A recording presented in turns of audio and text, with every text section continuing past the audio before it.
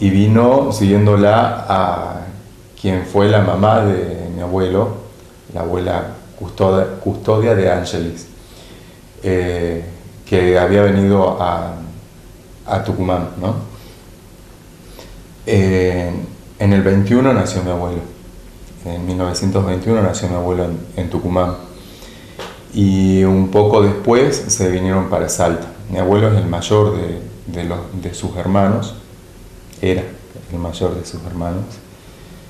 Venían del sur de Italia, de un extracto campesino de Sicilia.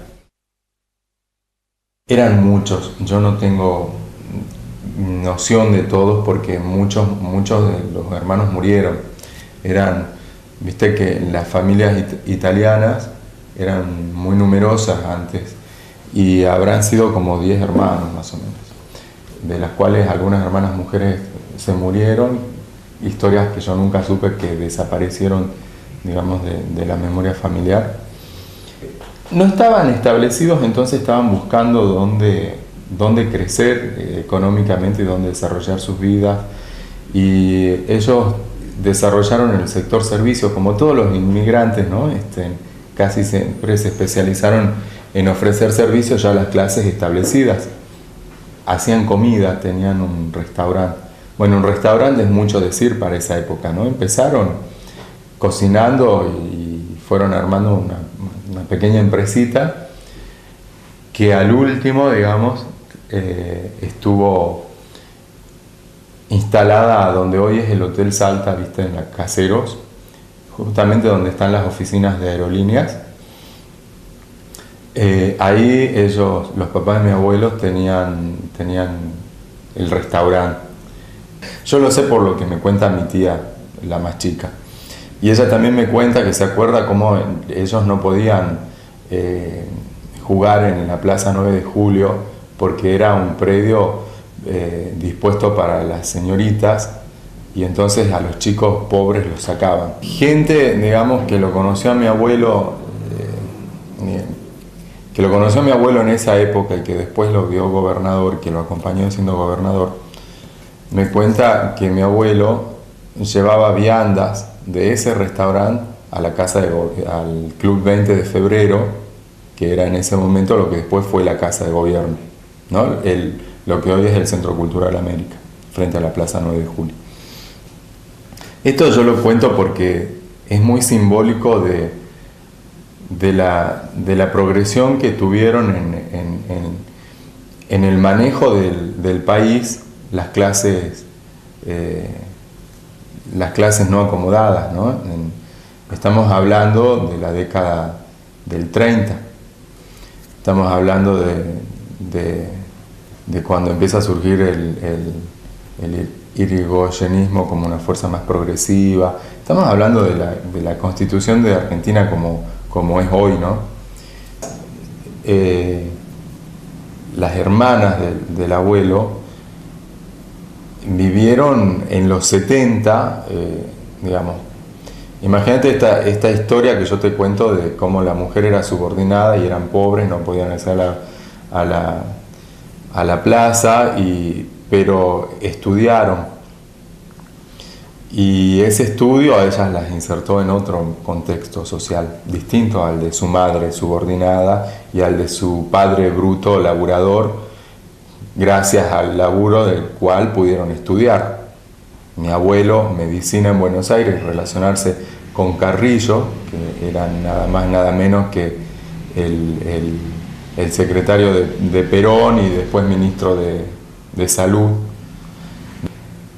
A mi abuelo la gente lo amaba no porque era el gobernador, lo amaba porque había estado casi 20 años trabajando de médico de familias. Entonces yo me encuentro hoy con muchísimas familias que, bueno, no son familias, son gentes con las que me cruzo y me dice: tu abuelo me operó a mi hijo, tu abuelo me operó a mí, tu abuelo le salvó la vida a tal.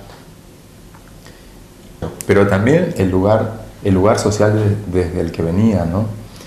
Y que es el lugar social que los militares destruyeron para poder instalar digamos, la política económica y social que instalaron después, ¿no? Mi familia siguió, digamos, siguió andando ese vacío. Más bien no siguió andando, quedó detenida en el vacío de alguna manera. En realidad, esto es una metáfora, el quedar detenida, porque la vida siempre sigue. Y el grupo de gente, de quienes eran sus compañeros, de los que se nutrió ahí, de las ideas políticas que ahí se debatían. Y estamos hablando de la década del 40, cuando llega Perón, esa primera presidencia de Perón, y las clases populares, ¿no?, a poder participar en la vida política de otra forma. Y ahí yo reivindico a Evita mucho más que a Perón. Y ahí en la relación de mi abuelo y mi abuela creció y se afianzó en Buenos Aires. Hasta que se casaron, ya terminando de estudiar mi abuelo, y cuando mi abuelo se recibió, vino a Salta a armar el Hospital Cristofredo Jacob, que era un hospital de agudos, sobre todo en la especialidad que tenía mi abuelo, que era de neurocirujano, y que después, bueno, con el tiempo devino en un hospital psiquiátrico, digamos, pero al principio era un hospital regional que atendía todo, ¿no?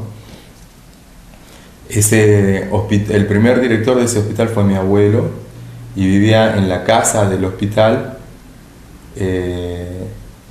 y ahí nacieron todos mis tíos. Entonces, esa casa del hospital fue la primera casa de la familia Ragones, digamos.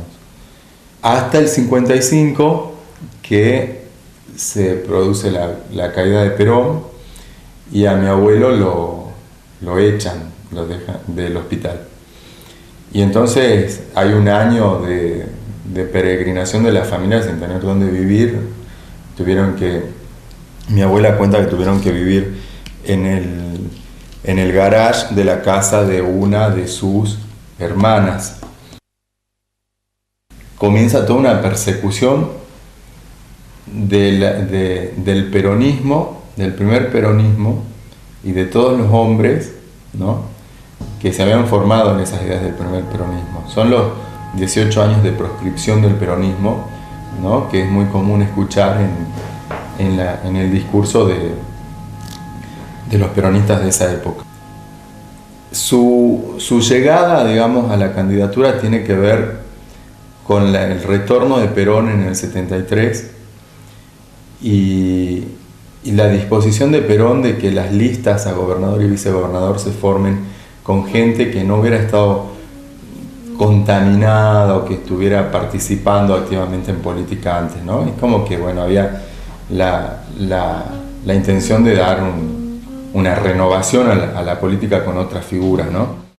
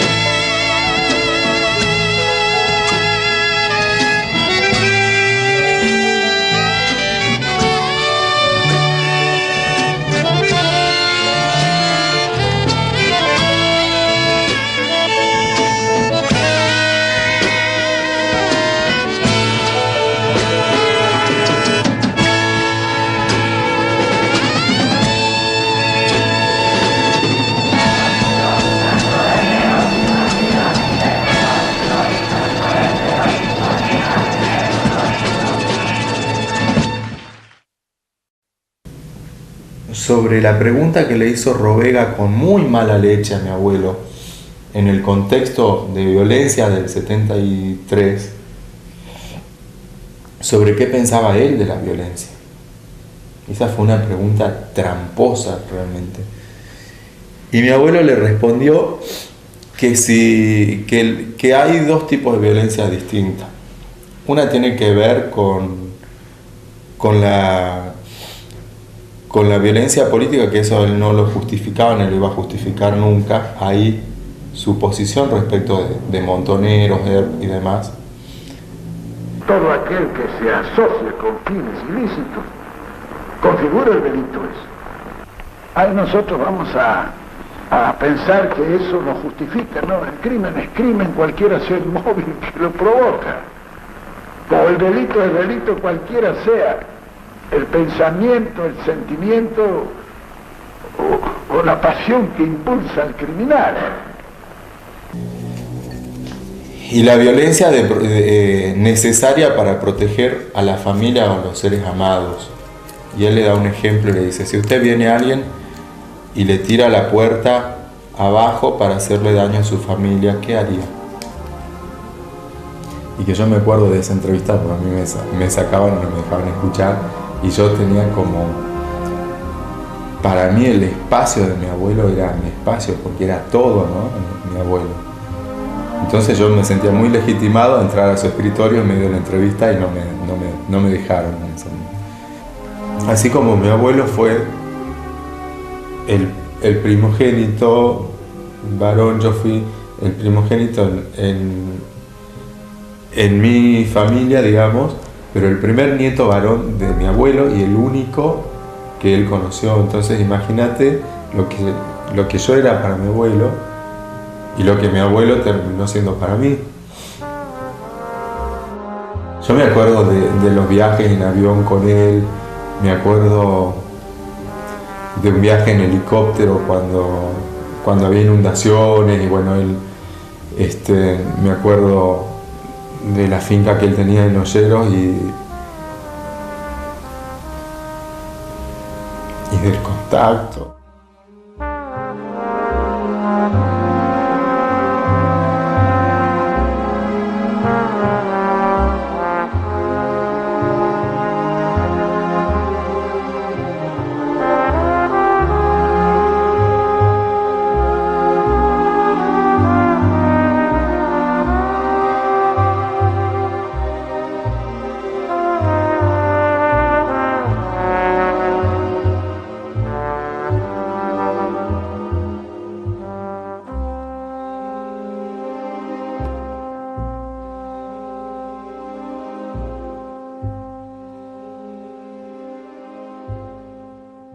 Del pensamiento, digamos, filosófico y político de mi abuelo, es que él decía esto, ¿no? Cuando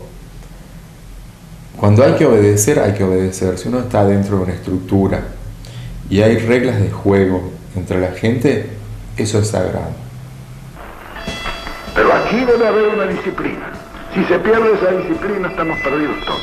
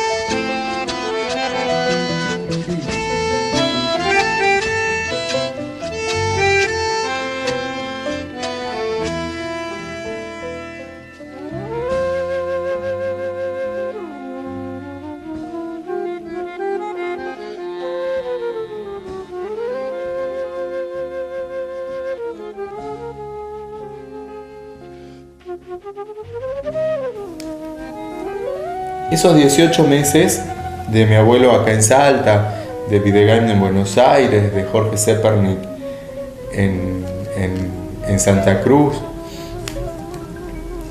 fueron nada a los 18 años de proscripción de ese mismo movimiento que ellos trataron de reflotar, ¿no?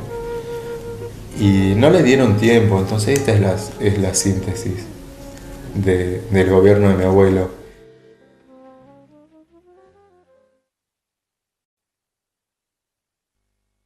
A mi abuelo, el sector de más derecha del peronismo, que también eran gente que lo reconocía, lo traicionaron y lo dejaron solo. Y desde el momento que él asumió, articularon lo más que pudieron con el gobierno nacional para sacarlo del gobierno, y lo consiguieron al último. Lo consiguieron en noviembre del 74 cuando la presidenta Isabel Martínez de Perón lo terminó interviniendo. Pero no obstante eso, fue mucho más cruel porque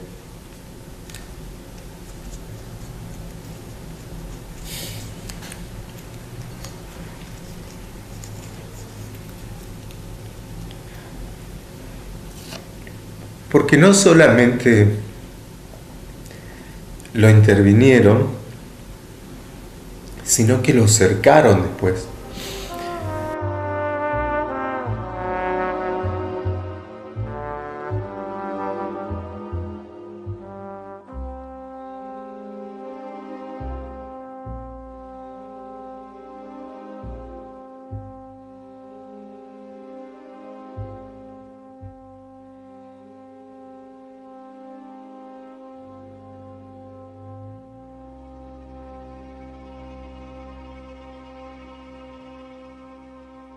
Era encerrarlos en una situación muy desigual de poder, que fue lo que decantó en la muerte. Porque estos tipos, estos policías destituidos y tratados de ser ajusticiados porque eran unos matones que habían construido en los 18 años de proscripción del peronismo, habían perseguido a un montón de gente y demás. Cuando subió el gobierno de mi abuelo, bueno, trataron de ir poniendo límites a ese poder de policía tan cruento que había, que en ese momento ya se estaba uniendo con los militares. Imagínate sacar a esos tipos, destituirlos y después volverlos a poner. Entonces bastaba un mínimo pedido de los militares para que la policía se alinee y masacraran a mi abuelo y a todos los que pudieron, que tenían que ver con mi abuelo. Así terminó el gobierno popular de mi abuelo. Y así, después del 83, cuando vuelve la democracia, el peronismo de Salta ya es otro.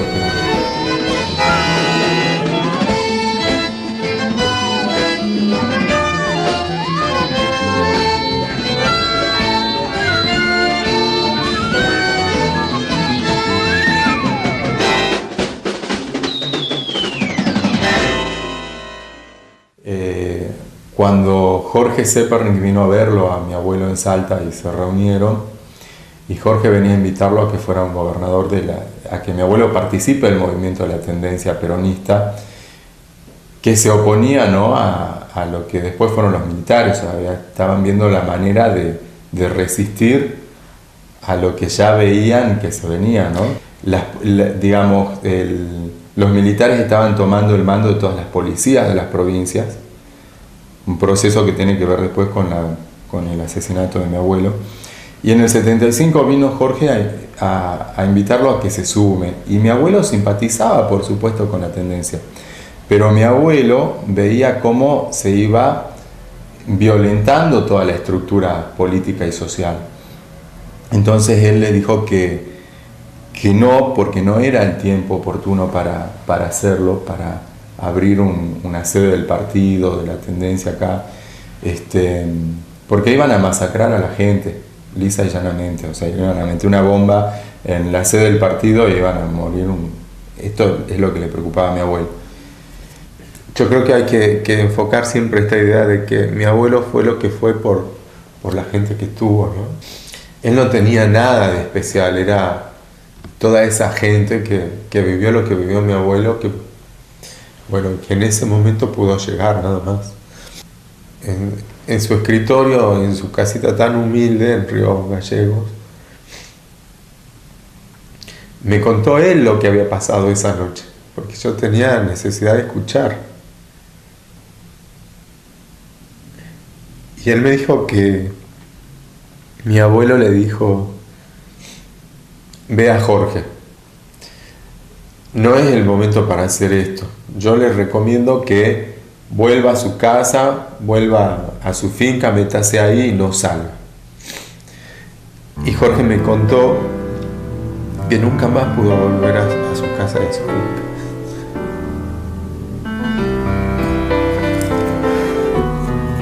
O sea que, aún en democracia, Jorge estuvo un año preso, habiendo sido gobernador de la provincia de Santa Cruz. A mi abuelo directamente lo mataron.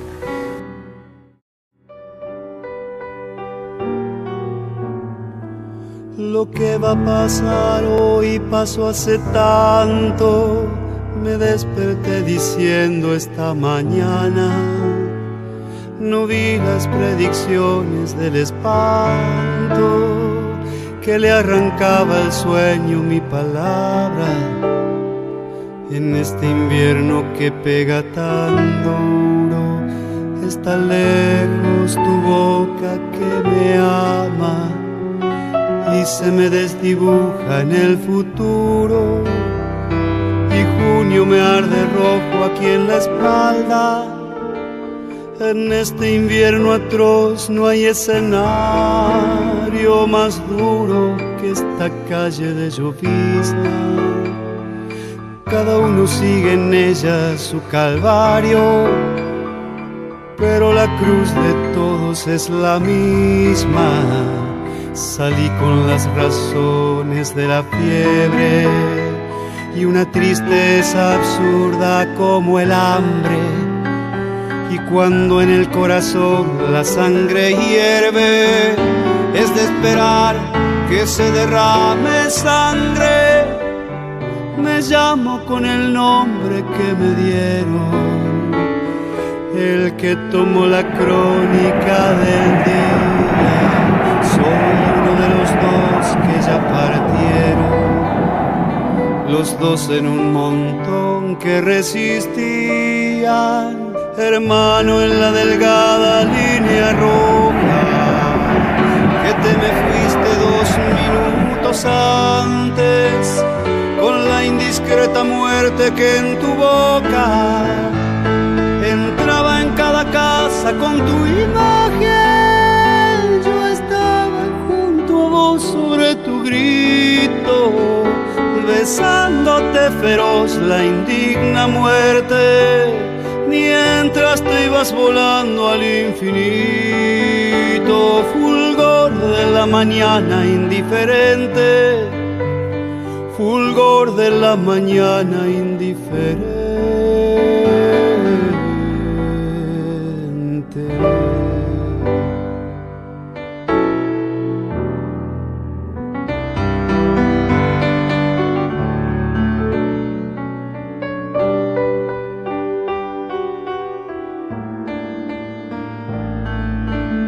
Yo sé que el corazón que está latiendo en cada uno es una senda pedregosa.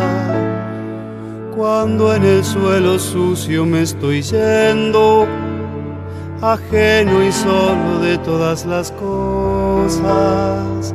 Si yo salí por mí, salí por todos, ¿cómo es que ahora no hay nadie aquí a mi lado que me retenga la luz en los ojos, que contenga este río colorado? El corazón del hombre es una senda más áspera que la piedra desnuda. Mi extenso corazón es una ofrenda que pierde sangre en esta calle cruda. Yo tengo un nombre rojo de piquete, un apellido muerto de 20 años y encima las miradas insolentes de los perros oscuros del cadalso. Yo no llevaba un arma entre las manos, sino en el franco pecho dolorido, y el pecho es lo que me vieron armado, y en el corazón todos los peligros.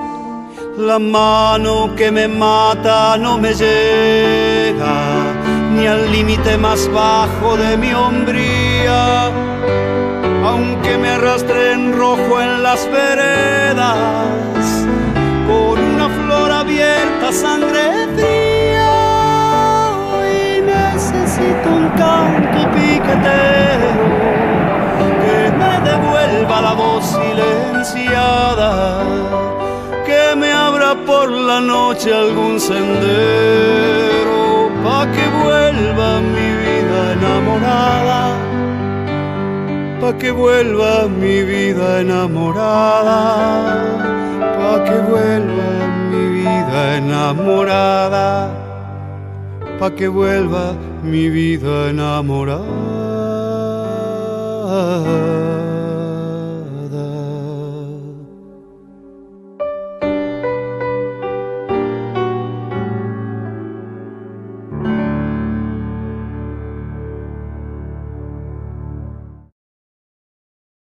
Estábamos durmiendo en la mañana del 11 de marzo en el departamento de mis padres, ahí en la avenida Uruguay, al lado del monumento a Güemes, muy cerca de la casa de mi abuelo, porque mi abuelo vivía del otro lado del monumento.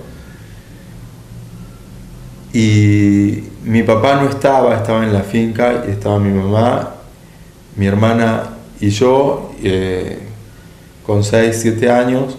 Mi hermana estaba embarazada de mi hermano Rodrigo, que nació un mes después que lo mataron a mi abuelo. Y cayó un grupo de tipos, yo me acuerdo que tenían armas, que tenían trajes, y entraron a revisar todo el departamento. Fue una canallada porque nunca le explicaron a mi mamá por qué estaban revisando el departamento.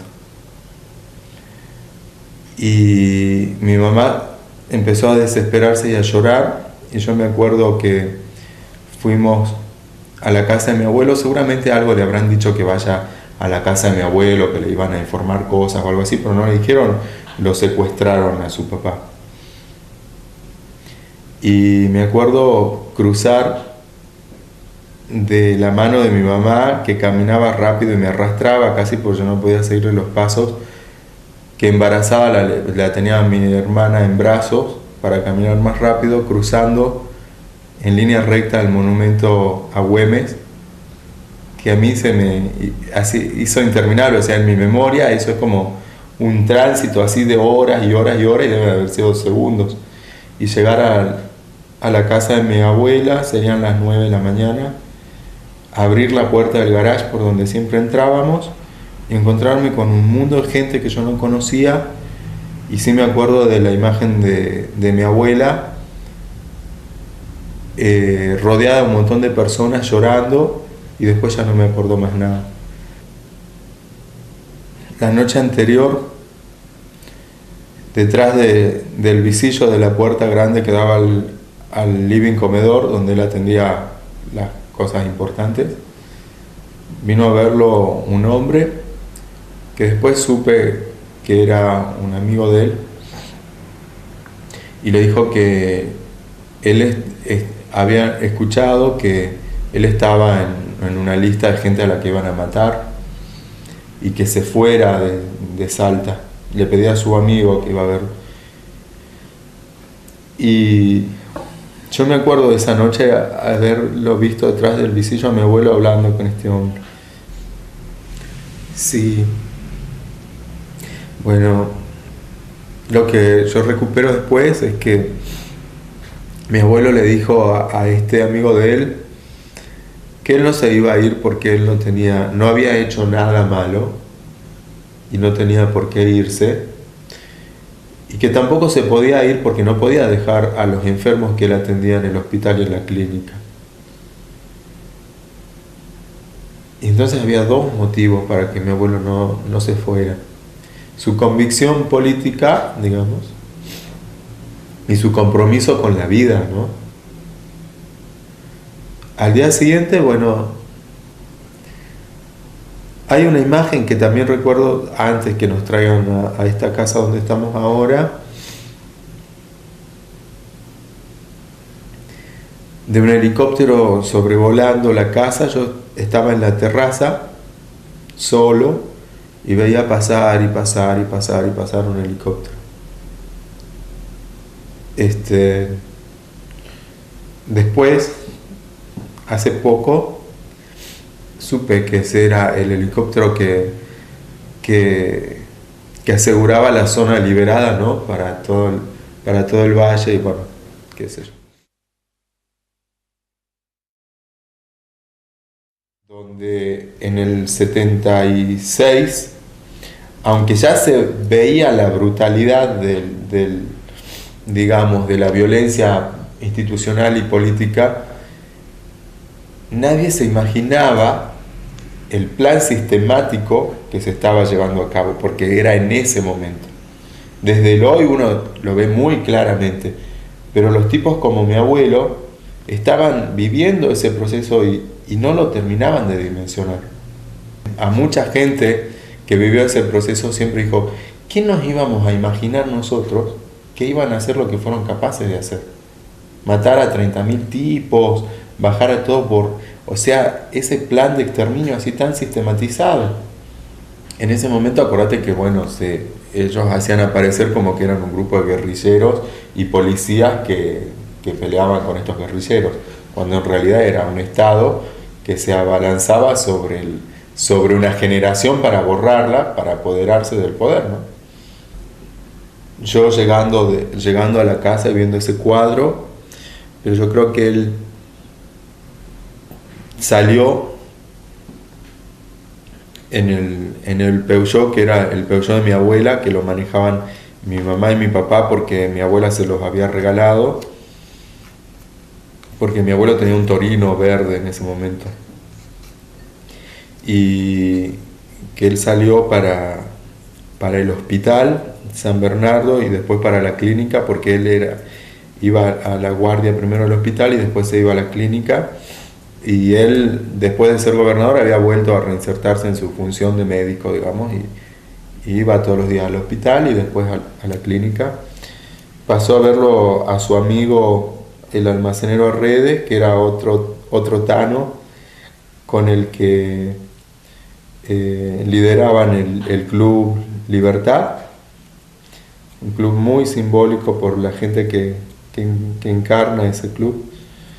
Y a Redes siempre le tenía preparado sus cigarrillos, y él pasaba por ahí, buscaba los cigarrillos y se iba, ¿no? Los cigarrillos para el día, porque fumaba mucho mi abuelo. Entonces yo me imagino el cuadro en el que él paró en el pasaje del Milagro, donde está la placa en su memoria, y se abalanzan estos otros 3 autos del operativo, uno que le da un tiro, lo meten en la parte de atrás del auto, ahí se le sale el zapato que queda en la calle, el zapato que le lleva lona después a mi abuela, y el otro zapato que queda en el auto y que lo encuentra después la tía Lucía cuando va a hacer el análisis del charco de sangre del auto abandonado en el matadero de Cerrillos, donde hoy está el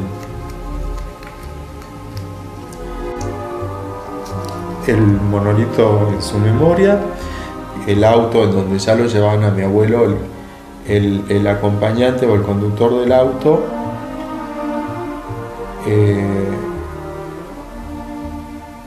le pega un tiro muy certero a Redes, creo que en el corazón, y lo mata. porque al revés los había visto.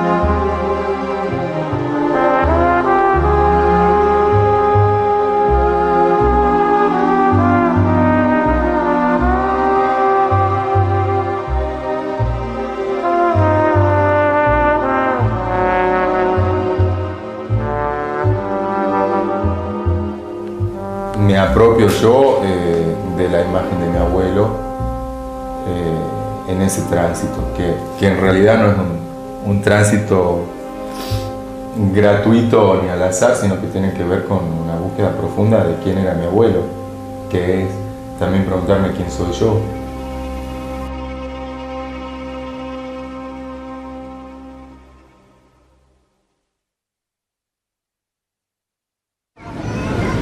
Desmontar los mecanismos del Estado represor, digamos, es algo que va a llevar mucho tiempo y sobre el que mucha gente trabaja también intensamente, y a mí me consta. Pero desmontar los mecanismos culturales de la intolerancia y del totalitarismo creo que va a llevar mucho más tiempo que desmontar los mecanismos represivos del Estado.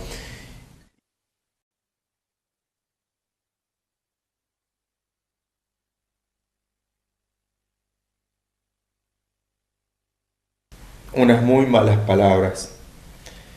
Le diría: viejo pelotudo, ¿por qué te dejaste matar? Porque nos dejaste a todos en bola. Y principalmente a mí, porque mientras todos mis compañeros de la escuela crecieron apuntalados y acompañados y entendiendo el juego político y entendiendo la vida, vos me dejaste solo. Pero también le diría: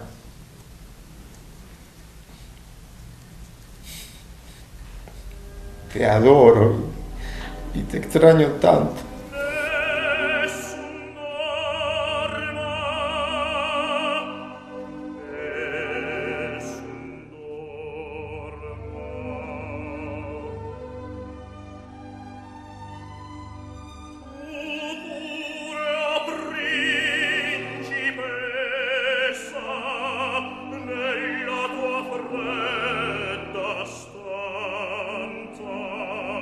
Guardi